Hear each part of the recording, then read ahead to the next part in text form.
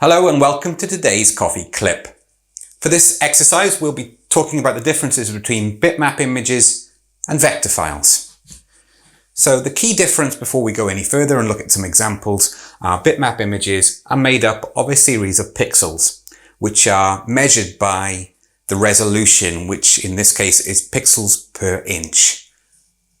Moving over to the vector files, the format of the image is compiled by using a series of mathematical equations.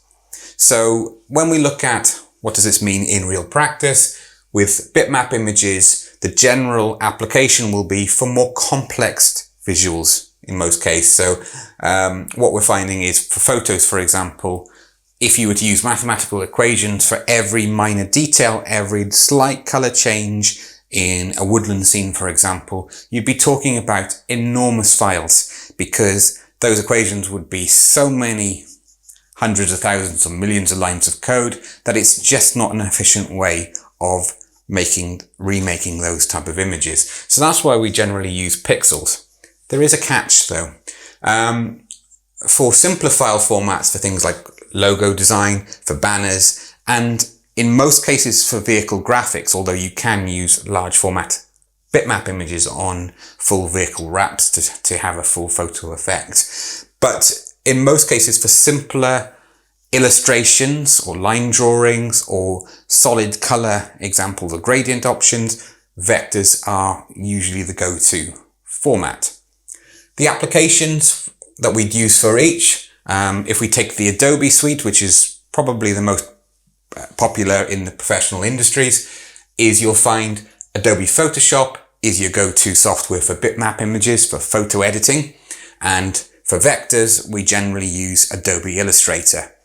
What we'll then find is that there is other pieces of software that sit alongside there. For example, InDesign, which is desktop publishing software, will kind of use both of these types of content to pull in together to feature. On the vector side, we've got EPS, AI files, and SVGs. SVGs are a modern format to allow you to create versatile icons, allowing you to change the color or the size without losing quality as you scale up. It also means that you don't have to go into Illustrator, recreate a new icon, then save it, then re-upload it to the website each and every time. With SVG files, we can change those icons on the fly, which makes the whole process far more efficient. The other format I've put on here with a question mark, quite deliberately, is a PDF file. Now a PDF file is the equivalent to what InDesign does, where it acts as a container for both bitmap and vector images. But the way a PDF file saves down is that it will, any vector images that are used within the PDF file, for example, you had a file with this, for example, you had a large format poster and you want to save it as a PDF, and then you had a colored triangle filling the top half. It will assume that's a vector and then keep that vector format for it, meaning that if that poster needs to be 3 or 4 times the size for a future print, no problem. It will allow that to scale up. If you put a photo in there for this segment, then obviously what will happen is that our number of pixels won't change, but the size of the pixels will do. So unless the photos are very high quality in the first place, we may get some pixelation, which is the caveat or the potential issue with bitmap images that I mentioned earlier.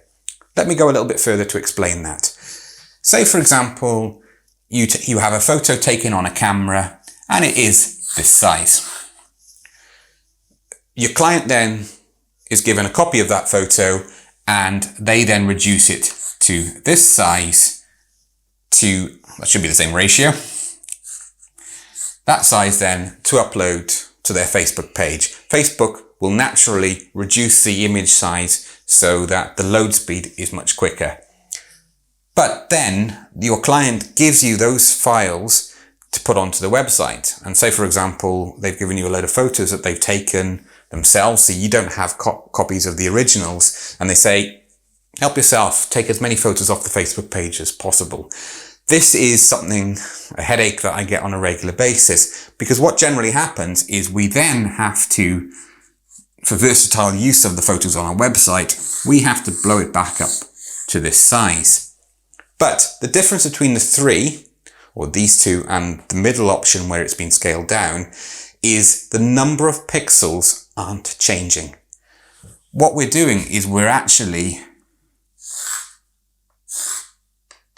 have bigger pixels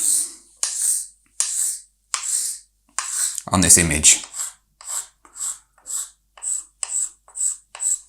So that's where we get pixelation. Now, Adobe Photoshop can do a little bit to help with this. For example, what it will generally do is it will estimate and fill in, based on surrounding pixels, it'll fill in intelligently in between and kind of fill in the gaps between the lines. The problem with that is that you lose a lot of the crispness of the image because it becomes far more fuzzy. So when taking bitmap images, it's always best, or any photo, for example in JPEG format, it's always best to keep it in as large a format as possible. So you've always got the original files so we can go back for, and we don't have the issue with our bitmaps kind of getting out of control and we lose quality as they're changed. Every time you make a change to a photo, it will add a layer of damage to that photo. If you scale it up, you are essentially making that very, very obvious with your images.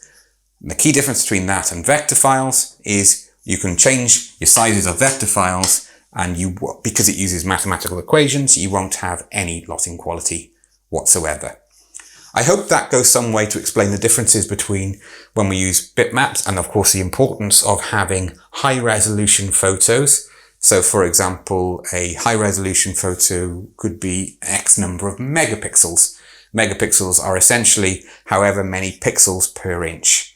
The higher the number, the better quality the photo and the larger the file size you have to work with. With vectors, that doesn't matter, because we're using simple shapes and using mathematical equations to increase or decrease those images without any loss of quality whatsoever. I hope that's helped. Thank you very much.